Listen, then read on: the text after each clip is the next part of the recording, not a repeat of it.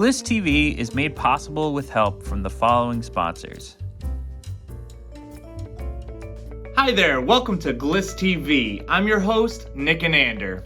Thanks for joining us today during these dog days of summer. Today, we're going to do a little local sightseeing, explore the emotional complexities of hoarding disorders, and we'll give a green thumbs up for indoor gardening. Let's get started with some announcements first. Every Tuesday morning at 10 a.m., you are invited to join our weekly free cooking class at the Phoenix Food Hub on the ground floor of GLSS's office. The class is open to all, and everyone who attends learns how to make a yummy and simple dish. We provide the materials, and all we ask is that you give us a call so we can plan amounts. The number to call is 781-248-6195. Again, everyone is welcome and it's completely free of charge. That's every Tuesday at 10 a.m. at 8 Silsby Street. The cherry on top? You get to enjoy eating the very dish you made yourself. We've got a mobile market happening this month and every month on the third Friday. The mobile market is the opportunity for anyone to come by to pick up a bag of grocery items at the Food Hub. This month, it's on Friday, August 21st. Stop by between 9 a.m. and 11 a.m. right here at the Phoenix Food Hub at GLSS. Keep track of what classes and events are happening at the Phoenix Food Hub on Instagram. Point your smartphone's camera at this QR code and then hit the follow button.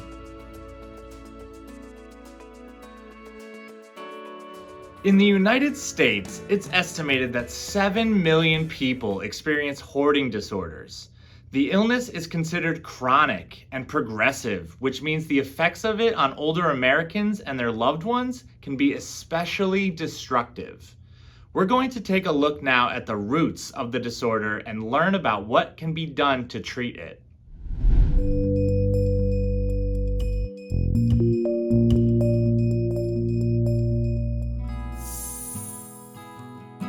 I'm Dr. Michael Tompkins, a licensed psychologist, co-director of the San Francisco Bay Area Center for Cognitive Therapy here in Oakland, California. And hoarding disorder is a mental health condition that is characterized by excessive urges to acquire, secondary to urges to save, that results in highly cluttered living environments that are both distressing and result in day-to-day disruption in living. Older adults who live in highly cluttered environments are at a much greater risk for a number of different reasons, whether they have hoarding disorder or not. One is their ability to ambulate or move around in a highly cluttered environment is quite compromised, and so they're much more likely to slip and fall. Most older adults are on multiple medications, and trying to manage your medical condition in a highly cluttered environment is really quite difficult. It's difficult to manage multiple medications in an uncluttered environment. Another reason that older adults are at greater risk is that they actually cannot manage the clutter in their environment the way they did when they were younger. They tire more easily. Many of them have pain conditions of one sort or another. If it's lifelong hoarding behavior, unlike recent hoarding behavior, which can happen secondary to some medical event where now this older adult is hoarding objects and has never hoarded objects before, the effects upon family are really quite significant, particularly individuals who grew up in heavily cluttered homes. Imagine the shame and embarrassment of growing up in a home that you couldn't bring any friends to. Imagine as a child trying to do your homework in a highly cluttered environment. Imagine trying to keep track of your homework and your backpack and other things, maintain your personal hygiene. And these have enormous effects upon people who grow up in homes like this.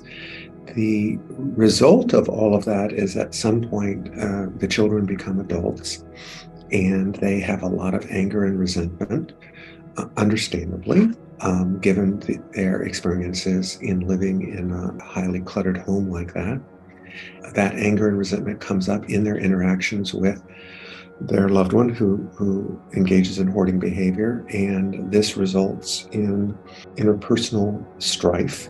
And this continues even after they leave. And all of that anger and distressed interpersonal relationships worsen the hoarding problem and increase the danger that an older adult faces, because no one is actually monitoring their safety in their home, because the family members don't really want to have anything to do with them. And at some point, the loved one doesn't want to have anything to do with their family. When you have someone who has multiple co-occurring issues or conditions, which one do you tackle first? As a clinician, what we want to do is we want to start with the problem that the person's most motivated to actually work on.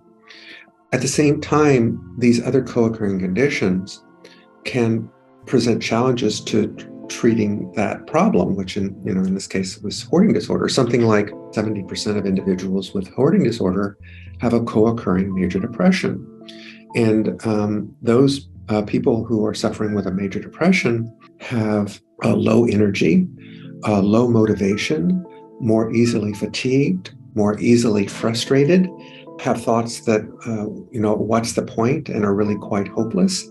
And so getting someone with a major depression to actually work on another problem is quite a challenge.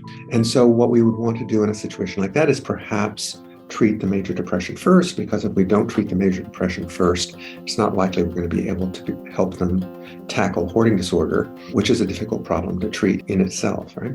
Other things like ADHD, something like a quarter to a third of individuals with hoarding disorder have a co-occurring attention deficit hyperactivity disorder. What we know about ADHD is that it's very difficult for people with significant ADHD to initiate and sustain tasks. And so even if they are open to help, and we set up like a between session action plan or homework practice, if they have a co-occurring ADHD, they may not actually get around to doing that. It does not appear that medications that we currently have are really helpful in the direct treatment of hoarding disorder. However, we do have medications that are very effective in treating something like a major depression or treating something like an ADHD. In working with someone with hoarding disorder who has these other co-occurring conditions, there may be other treatments available that we would want to connect them with. There is a lot of work to be done in terms of getting the word out that this actually is a problem and that we have treatments for this problem, and dissemination of information is still surprisingly limited, actually. I would love to see more research about strategies, skills, interventions, techniques, but research to understand why more people don't seek help. Many individuals don't reach out for help because they're afraid that the situation will be discovered by authorities. And if authorities discover the problem, then things start to happen to the individual very quickly, out of their control, in which they actually may lose their living situation. We have effective treatments for many, many, many psychological problems. A staggering percentage of people in this country cannot receive appropriate services for their psychological issues, right? And that's a shortcoming of our society, right? And related to that also is the ongoing stigmatization of mental health issues. That is a central barrier for anyone with a mental health issue, but particularly for people who suffer with hoarding disorder. Whatever else we can do to lower the stigmatization and the barriers of individuals with this problem seeking help, I would love to see more and more and more of that done.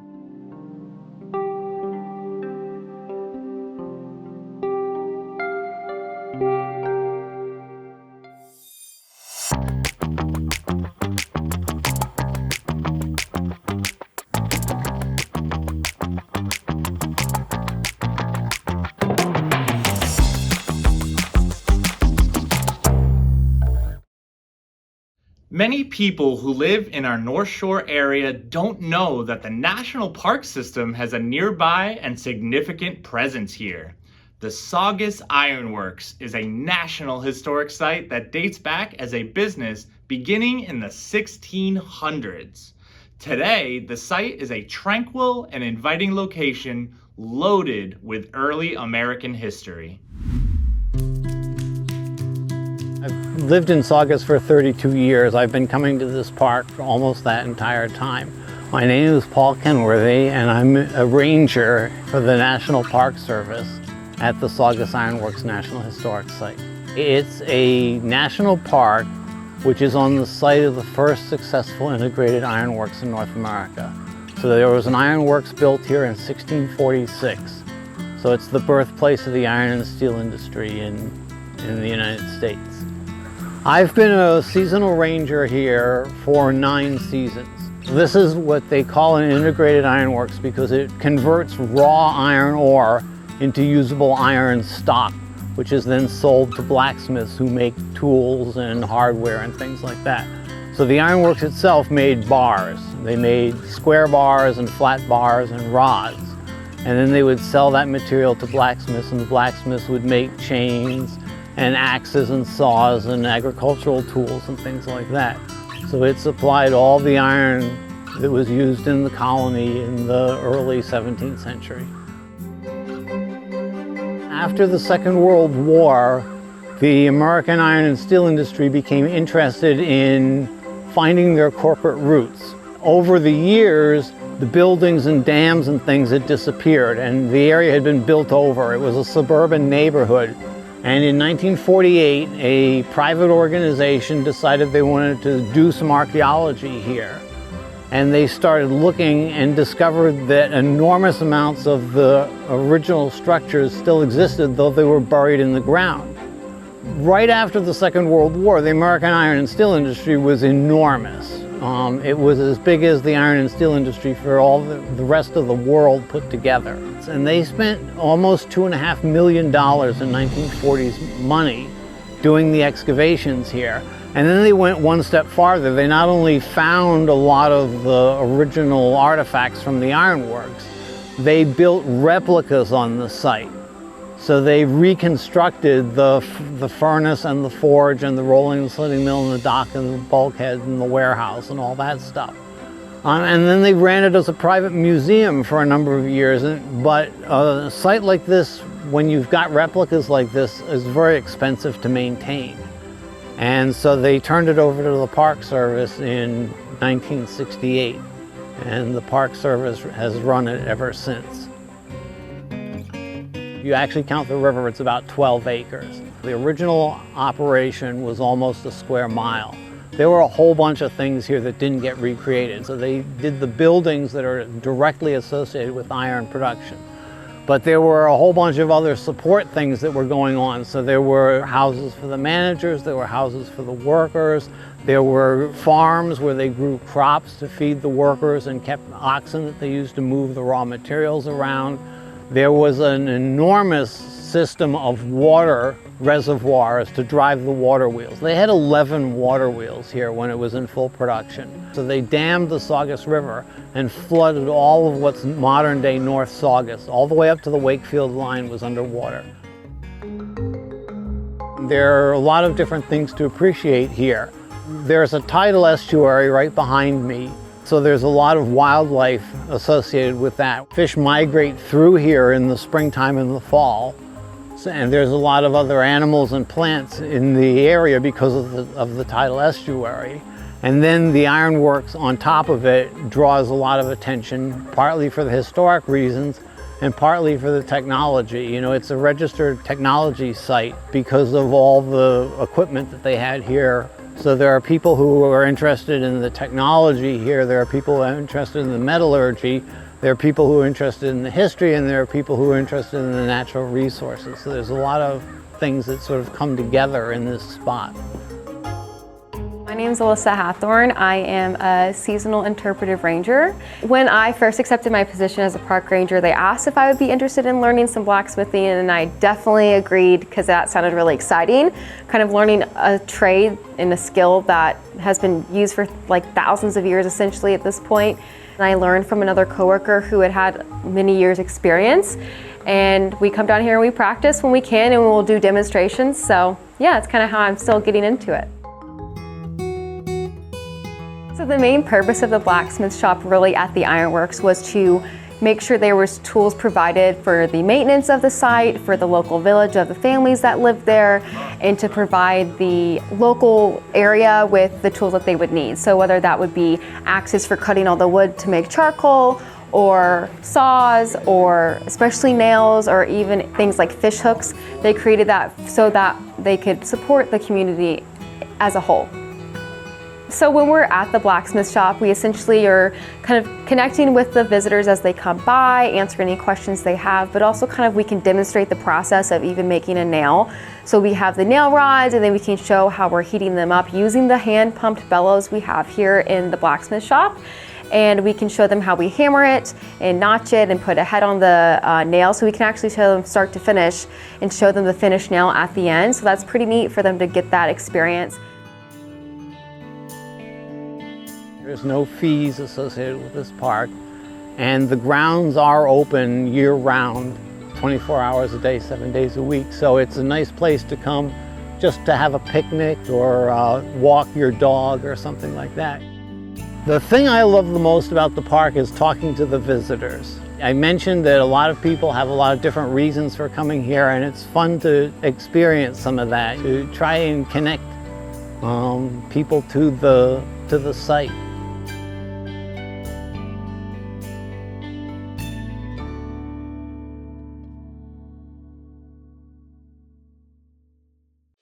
Greater Lynn Senior Services, an organization where things are made possible, from wellness and home care services to support around the home, so that older people and even younger people living with disabilities can remain in their community.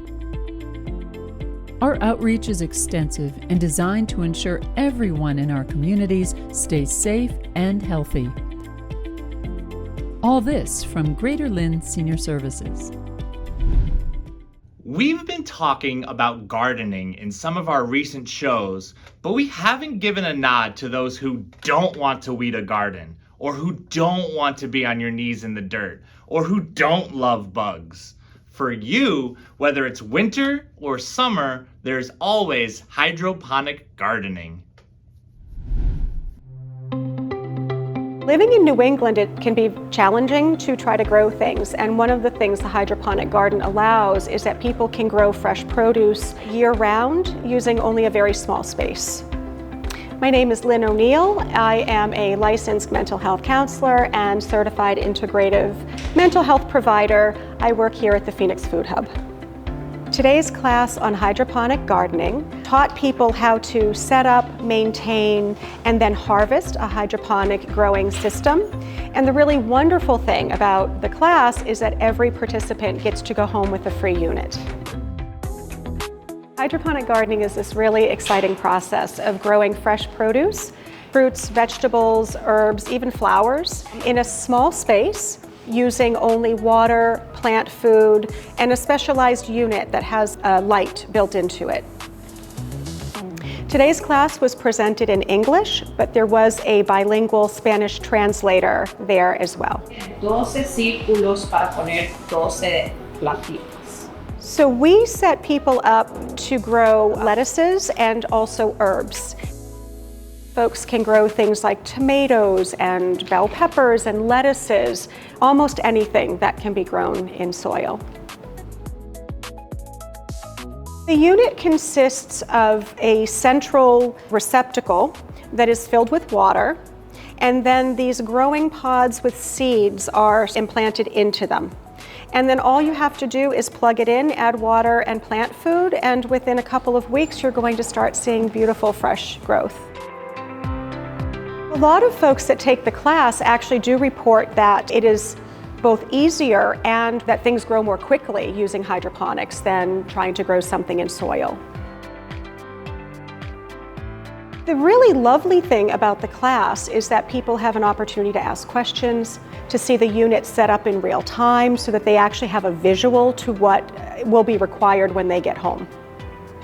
One of the reasons that we started offering these classes is because we really do see how folks in our community struggle not only with food insecurity, but also having access to healthy, fresh produce. Providing these classes and these units really affords people an easy way to grow healthy foods in their own homes. It saves them money, it saves them time, and it just makes things a lot more accessible.